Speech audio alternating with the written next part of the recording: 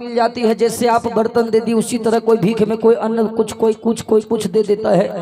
किसी तरह मैं अपने बेटे को दूध पिलाती हूँ। नौकरनी माँ कहने लगी बेटी, आंगन वाली बूढ़ी माता जी कहने लगी बेटी एक बात सुन, मैं तुम्हें एक उपाय बता देती हूँ जिस उपाय से तुमको भीख मांगने की जरूरत नहीं पड़ेगी। कहती है माँ तो वो उपाय बता दो ना। हल्ला नहीं करो बाबू।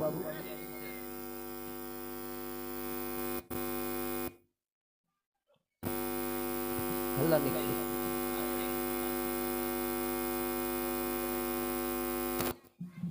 हेलो। कहा माता जी उपाय अगर तुम बताना चाहती है तो बता दो, कैसा उपाय है। कहती है बेटी सुन लो, जिस देश में भी तुम आई हो इस देश का नाम है कुंतलपुर और यहाँ के राजा थे चंदानवती। हैं नहीं थे। मनीष की माता जी के तरफ से ये 50 रुपए का दान प्राप्त हुआ है। बहुत बहुत साधुवाद मनीष जी की माता जी को। कहने लगी बेटी जब राजा चंदानवती बूढ़े हो गए ना तो अपने दरबार के मंत्री को राजा बना करके वो तीर्थ चले गए हैं वो। अभी जो राजा है उसका नाम है धृष्ट बुद्धि। तुम जाओ अपने बेटा को लेकर के। क्या नाम है तेरे बेटे का। नौकरनी माँ कहने लगी माँ मेरे बेटे का नाम चंद्रहास है। अच्छा अच्छा, बड़ा सुंदर नाम है तुम्हारे बेटे का चंद्रहास। हाँ तो जाओ तुम चंद्रहास को लेकर के उसी राजा के दरबार में तुम काम करेगी ना, तुमको भोजन मिलेगा और तुम्हारे बेटे को भी दूध मिलेगा। नौकरनी माँ कहने लगी माता जी राजा साहब मेरे बेटा को राज दरबार में रख लेंगे क्या। हाँ हाँ बेटी जाओ ना तुम, मुझे पूरा विश्वास है कि तुम्हारे बेटा को वो रख लेंगे, जाओ। अब नौकरनी माँ राज दरबार में जा रही है। चलते चलते पहुंच जाती है राज दरबार में और राज दरबार में किसी से जाकर के पूछती है कि बहन राजा साहब कौन है यहाँ पर। किसी ने बता दिया कि जो सबसे ऊंचे सिंहासन पर बैठे हैं वही राजा साहब हैं। नौकरनी माँ उस बच्चा को लेकर के जाती है। कहती राजा बाबू कि दूर देश की रहने वाली, कि दूर देश की रहने वाली आपसे बहुत बड़ा काम है। ओह रख लीजिए दरबार में, ओह रख लीजिए दरबार में क्योंकि ये बालक नादान है। अरे रख लीजिए दरबार में ये बालक नादान है। अरे रख लीजिए दरबार में ये बालक नादान है।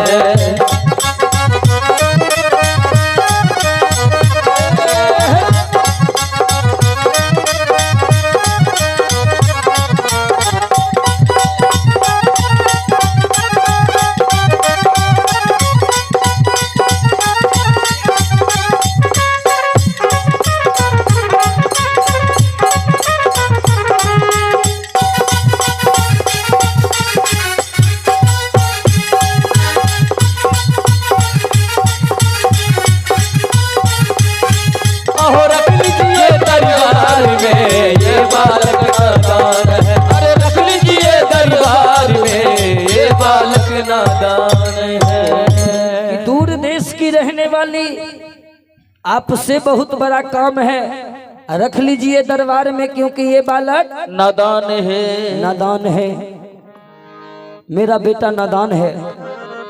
अपने दरबार में राजा बाबू मेरे बेटा को रख लीजिए ना। आप जो काम कहेंगे मैं सब काम करूंगी, सब काम करूंगी मैं। अगर आप हमें 1-2 रोटी कम भी दीजिएगा हमें मंजूर है, लेकिन मेरे बेटे को रोज 1 किलो दूध देना पड़ेगा। राजा साहब कहने लगे तो रुक जाओ, तुम यही रुक जाओ। अरे मैं तेरे बेटे को भी भरपेट दूध दूंगा और तुमको भी भरपेट भोजन दूंगा, लेकिन काम कौन दूंगा वो तुम नहीं जानना चाहेगी। बोलो नौकरनी माँ कहने लगी तो राजा बाबू आप कौन काम दीजिएगा हमको। कहती है कि सुन लो राजा, हेलो, राजा बाबू कौन काम दीजिएगा आप। राजा बाबू कहते हैं तो सुन लो, मेरे पास लगभग 12 बीघा की फुलवारी है और उस फुलवारी में ढेर सारी सूखी लकड़ी पड़ी है। तुम्हारा काम रहेगा हमारे फुलवारी में जाएगी और सूखी लकड़ी तोड़ करके जलावन घर में रख देगी। भोजन बनाने के लिए कोई और है, भोजन बना लेगा। तुम्हारा काम रोज रहेगा जंगल से लकड़ी काट करके लाना, लकड़ी तोड़ करके लाना और जलावन घर में रख देना। नौकरनी माँ कहने लगी राजा बाबू ये काम एक बार को कौन कहता है, ये काम हमें 1000 बार मंजूर है। कहा तो तुम ये काम करेगी? हाँ कर लूंगी मैं। अब नौकरनी माँ उसी राज दरबार में रह जाती है। नौकरनी माँ का काम है रोज लकड़ी तोड़ करके लाना और जलावन घर में रख देना। इतना काम रोज करती है। चंद्रहास को भी दूध मिलता है और नौकरनी माँ को भी भरपेट भोजन मिलता है। अब भीख मांगने की कोई जरूरत नहीं है। बचवा 1 साल का था, धीरे धीरे उस राज दरबार में बचवा हो गया है 5 साल का। आहो 5 बरस के बालक भयऊ, अदाई चुमी चुमी सुख लय हूँ। बचवा हो गया 5 साल का। आज जब 5 साल का हो गया है तो नौकरनी माँ काजल लगा देती है, पाउडर लगा देती है। अब 5 साल का जो हो गया ना बचवा, अब खूब नौकरनी माँ को मम्मी मम्मी कहना शुरू कर दिया। इस बचवा को क्या पता कि मेरे बाबूजी और मेरी माताजी मर चुकी हैं, ये नौकरनी माँ है। क्योंकि बचपन से जो बचवा को रखेगा बचवा उसी को माँ समझेगा ना। बचवा खूब नौकरनी माँ को माँ माँ कह रहा है। नौकरनी माँ काजल लगा दी, पाउडर लगा दी। बचवा देखने में इतना न सुंदर लग रहा है, इतना न सुंदर लग रहा है। नौकरनी माँ सोचने लगी, हे भगवान, आज अगर इसकी माँ जिंदा रहती, इसके बाबूजी जिंदा रहते तो इसको देख करके बहुत खुश हो जाते। और गोद में लेकर के नौकरनी माँ कहती है, बेटा कि तुझे सूरज कहूं या चंदा, अरे बेटा रे, तुझे दीप कहूं या तारा,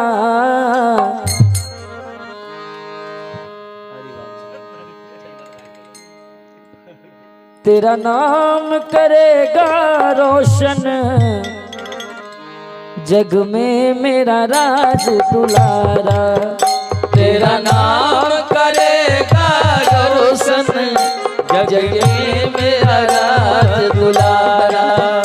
तुझे सूरज कहूँ या चंदा, तुझे दीप कहूँ या तारा, तेरा नाम करेगा रोशन जग में मेरा राज दुलारा। वो तेरा नाम करेगा रोशन जग में मेरा राज दुलारा। तेरा नाम करेगा रोशन जग में मेरा राज दुलारा।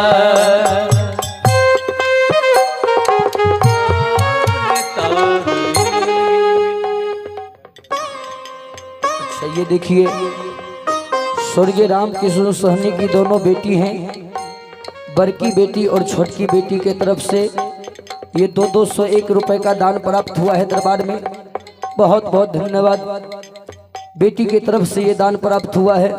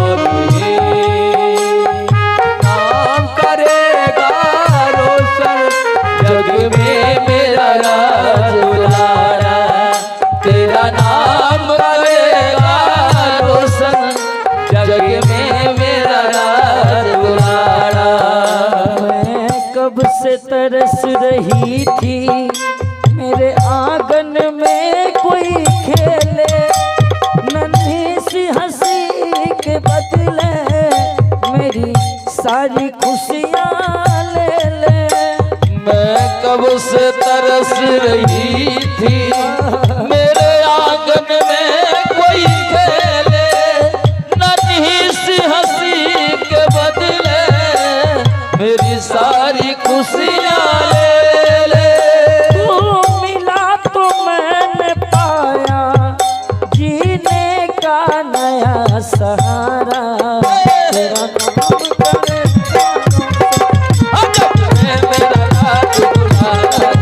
मेरा नाम करेगा रोशन, जग में मेरा राज दुलारा।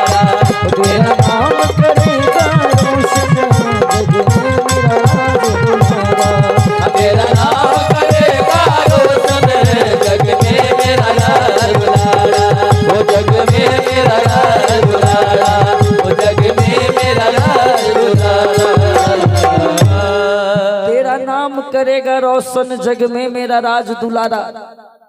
बाबू, नौकरनी माँ बहुत खुश हो जाती है और नौकरनी माँ आज जा रही है जंगल लकड़ी लाने के लिए। जरा गौर कीजिएगा,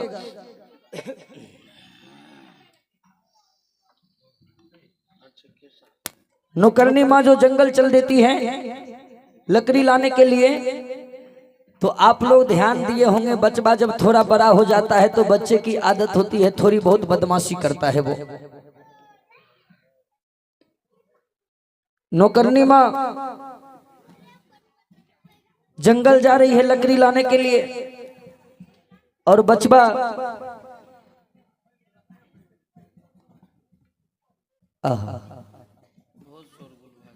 थोड़ा शांति का दान दे।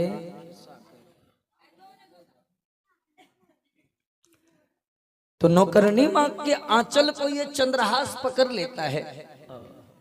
आंचल को जो पकड़ लिया ना तो कहने लगा, माँ कहाँ जा रही है तू, कहाँ जा रही है तू।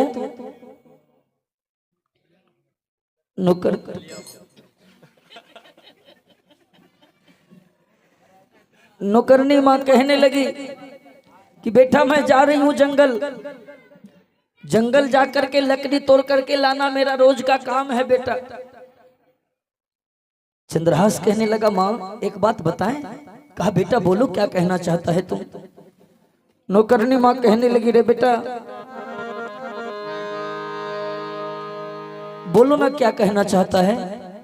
चंद्रहास कहा, माँ अरे मेरा भी दिल करता है, मेरा भी मन करता है कि मेरी माँ हमको गोद में लेकर के दुलार करती, प्यार करती, लेकिन माँ तुम तो ऐसा नहीं कर रही है ना।